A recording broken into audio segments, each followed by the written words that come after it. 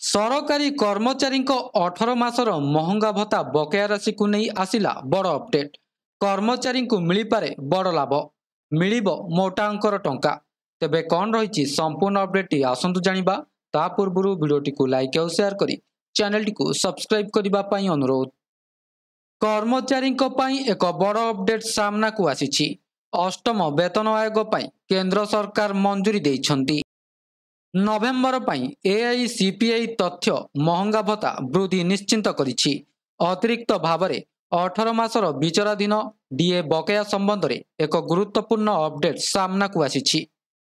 January 2020 रु जून 2021 पर्यंत महंगा भत्ता स्थगित रखिबाकू एक गुरुत्वपूर्ण निष्पत्ति निया जाइथिला।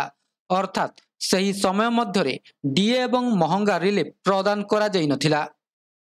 तथापि वर्तमान एक सुजोग अछि जे कर्मचारी माने चलित वर्ष एही डीए बकेया पाई परिबे। महामारी समय रे केंद्र सरकार 18 मासर महंगा भत्ता एवं महंगा रिलीफ भत्ता बंद करि दैथिले। एहा सत्ते कर्मचारी एवं पेंशन भोगी माने एही विचाराधीन राशि मुक्त करिबा पई क्रमागत भावरे दाबी करि आसुछंती। डीए बकेया राशि लक्ष लक्ष कर्मचारी एवं पेंशन भोगी को बहुत लाभदायक करिबो। केंद्र सरकारी कर्मचारी मिलित परामर्शदाता जंत्रर जातीय परिषदर सचिव शिवगोपाल मिश्रा विचाराधीन डीए बकेया समस्यार समाधान पाई प्रधानमंत्री नरेंद्र मोदी को आह्वान करिसेंती। केंद्र सरकारी कर्मचारी एक प्राथमिक अनुरोध हेउछि अष्टम वेतन आयोगर फलाफल, जहाँ वर्तमान मोदी प्रशासन द्वारा अनुमोदित होइछि।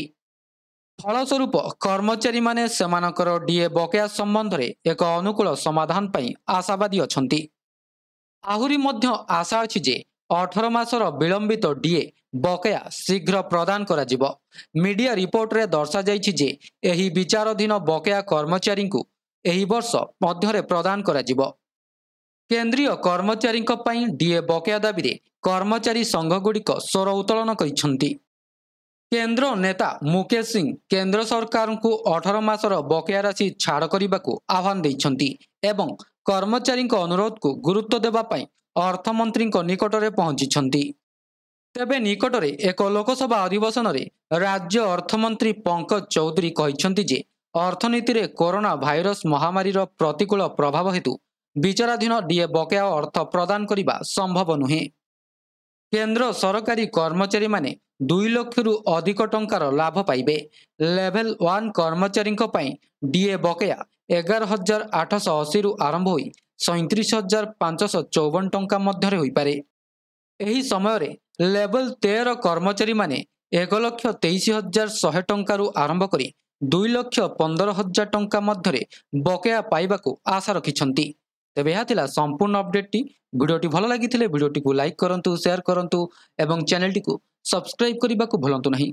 वीडियोटी को शेष पर्यंत देखिथिबारु आपनको बहुत बहुत धन्यवाद।